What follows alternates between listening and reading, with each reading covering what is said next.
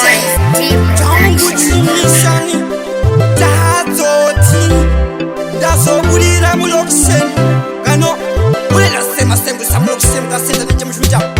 yembandela mangoma zvangu zvaita mangoma tachenda mukaratisenda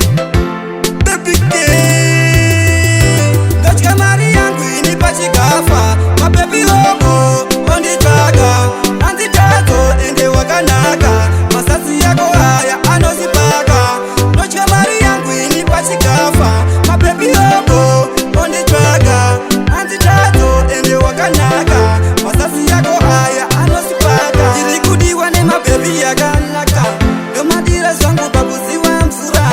kubatana singeka bhora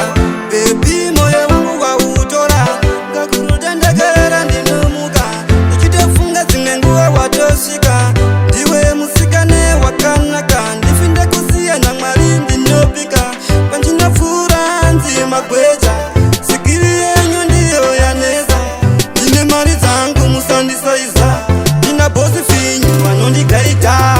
ndatya mari yangu ini pachikafa mabebi yoko onditsvaga anditadzo ende wakanaka masasi yako haya anozipaka ndatya mari yangu ini pachikafa mabebi yoko onditsvaga anditadzo ende wakanaka masasi yako haya anozipaka kasakuzigwecha ndipo pendinonga ndiri tadzoti ndiri muni wematiri kakondorera mangoma faneka zvimavhiri ngoma dzangu dzakubudira kuiri dai dzangu takatanga tiri vaviri esinafi ndava kunzwa ngembiri tachengeta mangoma faneka zvimagigi haisi nyore kuzi tadzoti ndatya mari yangu ini pachikafa mabebi yoko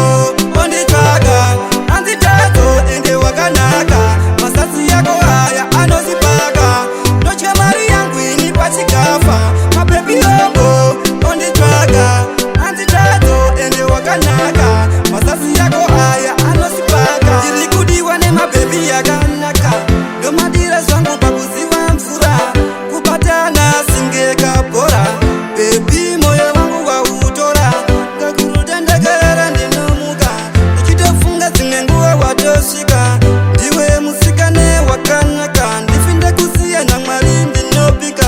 pandinopfuura nzima gweja sikiri yenyu ndiyo yanesa ndine mari dzangu musandisaiza ndina bosi finyu vanondigaita